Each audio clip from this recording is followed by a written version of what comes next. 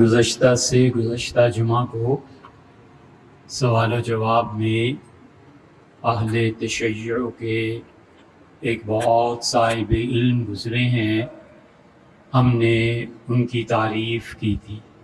تو کچھ لوگ جو ان کا نام بھی نہیں جانتے اور وہ یہ بھی نہیں جانتے کہ وہ کس صدی کے کیسے آدمی تھے، خود ہم نے ہی کہا کہ وہ اہل تشیع میں سے تھے، اس کو بنیاد بنا کر بہت کچھ انہیں بھی لکھا اور ہمیں بھی تلخ کلامی اور گالیوں کا سامنا کرنا پڑا۔ ان میں سے کچھ لوگ ایسے بھی تھے جنہوں نے کہا تم نے تعریف کی ہے تو شخصیت کون تھی؟ ہم پھر وہی کہتے ہیں جو ہم نے پہلے کہا تھا، مجھے ان کے عقیدے سے کیا لینا اور کیا دینا، وہ دنیا سے چلے گئے، اب وہ ہمارے ساتھ ان کا کیا واسطہ۔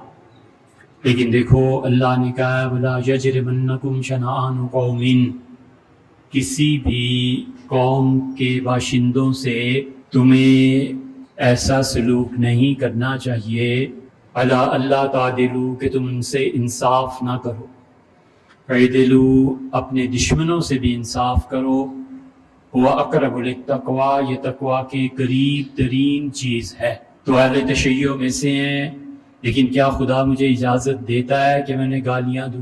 بھئی ایک آدمی نے پڑھا ہے، ایک آدمی نے کام کیا ہے، ایک آدمی نے اپنے زمانے میں علوم میں بہت گہرائی حاصل کی ہے، کیا حق پہنچتا ہے کہ میں جان بوجھ کے اس کے علمی شرف کا انکار کروں؟